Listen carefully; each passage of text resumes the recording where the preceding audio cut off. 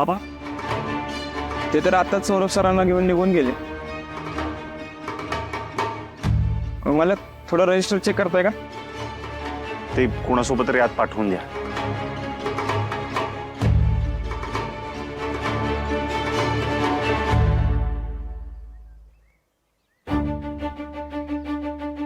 चेंडूने खरंच खूप छान आयडिया दिली आहे. चिठ्ठी लिहून आपली भावना व्यक्त करायची, त्यामुळे माझं मन पण हलकं होईल आणि इतके दिवस मला जे वेदला सांगायचं होतं ते पण सांगता येईल.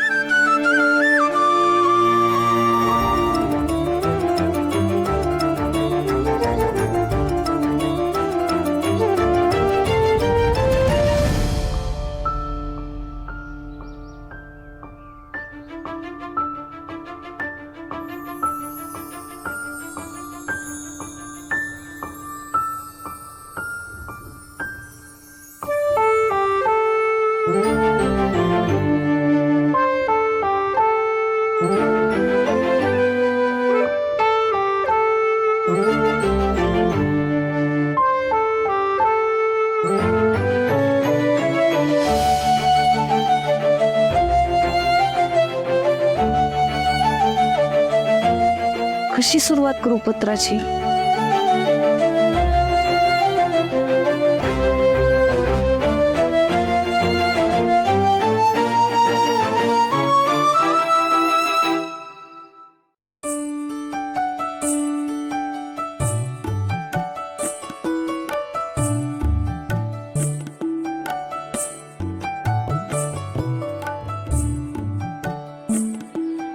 प्रिय वेद, खूप दिवसांपासून तुझ्याशी बोलायचं होतं, पण कधी बोलण्याची संधीच मिळाली नाही, तर कधी हिंमत होत नव्हती.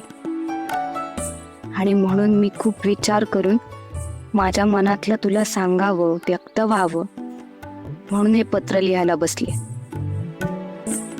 मी माझं मन या पत्रातून मोकळं करते.